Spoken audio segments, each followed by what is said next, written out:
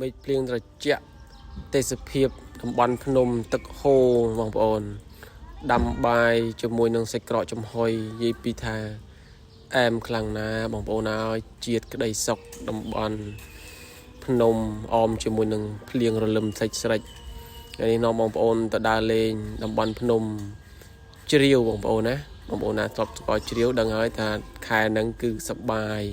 ត្រជាក់ទឹកហូរនិយាយពីថាដើមឈើវិញខៀវស្រងាត់ទៅចំពេលរលឹមស្រិចទៀតនិយាយពីថាត្រជាក់ក្តីសុខរសាយរសាត់ពីភាព stress បងប្អូនអញ្ចឹងពេលទៅដល់ភ្លាមគឺចាប់ដើមហើយដាំបាយញ៉ាំដើម្បីត្រៀមទុកពេលយើងលេងទឹកហត់ណាបងប្អូនអញ្ចឹងយើងដាំបាយដាំអីមកនិយាយពីថាក្តីសុខណាសម្រាប់ពីការងារថ្ងៃចុងសប្តាហ៍អែមណាបងប្អូនអញ្ចឹងក្រុមគ្រួសារខ្ញុំថ្ងៃនេះនាំបងប្អូនមកដើរលេងនៅជ្រាវម្ដងដាំទឹកដាំបាយរាប់ជាមួយនឹងទឹកហូរនិយាយពីថាអែមណាបងប្អូនអញ្ចឹងពេលដាំបាយនេះក៏ឆ្លៀតអ្នកលេងញ៉ាំស្វាយញ៉ាំអីសិនមុជទឹកមុជអីដើម្បីឲ្យវាមានកម្លាំងអញ្ចឹងណាបងប្អូនតិចនិយាយពីស្រស់ស្រាយណាហើយទៅដើរលេងក្តីសុខគឺនៅពេលដែលយើងមានរបស់ក្រៀមសម្រាប់ញ៉ាំស្រាប់និយាយពីថាឆ្ងាញ់គ្នាបងប្អូនណានាំបងប្អូនមកចំហុយសាច់ក្រកងាយអត់ចាំបាច់ធ្វើអីជៀនអីញ៉ៃច្រើនទេឲ្យតែមានសាច់ក្រកមង្គលបុរីអង្គសុកណា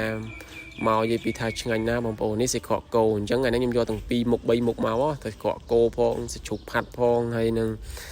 សាច់ក្រកជ្រូកផងបងប្អូនតែថ្ងៃនេះខ្ញុំចំហុយតែសាច់ក្រកគោញ៉ាំទេយើងទុកដំណើរកំសាន្តផ្សេងទៀតអញ្ចឹងយើងមកលេងទឹកជាមួយនឹងប៉ាម៉ាក់បងប្អូនកូនទាំងអស់គ្នាមកស្ទូហើយដល់ម៉ោងសាច់ក្រកឆ្អិនដល់ម៉ោងបងប្អូននេះដាំបាយជាមួយនឹងសាច់ក្រកនិយាយពីថាជាតិណាបងប្អូនហើយចាំយើងចាប់ដើមញ៉ាំទាំងអស់គ្នាបងប្អូនណាពេលសាច់ក្រកឆ្អិនហើយអញ្ចឹងនិយាយពីទៅដើមគ្នាបងប្អូនអើយទៅដើមគ្នាអ្នកនេះសាច់ក្រក1 2 3ពីលេងទឹកហើយនិយាយពីញ៉ាំជាមួយនឹងបាយសម្រូបទៀតនិយាយពីថាជាតិណាបងប្អូនហើយប៉ុន្តែយើងយកម្ហូបផ្សេងទៅតាមទីទួចអញ្ចឹងណាបងប្អូនអញ្ចឹងញ៉ាំបាយបដាមើលព្រៃព្រឹក្សាអមជាមួយនឹងទឹកធ្លាក់ភ្លៀងផងអីផងរិចនិយាយពីថាតិចក្តីសុខរសាយពីការងារកុំឲ្យយើង stress ពេកបងប្អូនណាអញ្ចឹងបងប្អូនណាដែលចង់ដើរលេងនេះសៀតដើរខ្លះទៅដើម្បីឲ្យវាតិចខួរក្បាលកុំឲ្យ stress ពេកបងប្អូនអញ្ចឹងថ្ងៃចុងសប្តាហ៍ជូនពរបងប្អូនទាំងអស់គ្នាដើរលេងបានសេចក្តីសុខចម្រើនសុខសប្បាយបើពេញចិត្តវីដេអូនេះជួយ like ជួយ share បានច្រើនបងប្អូនណា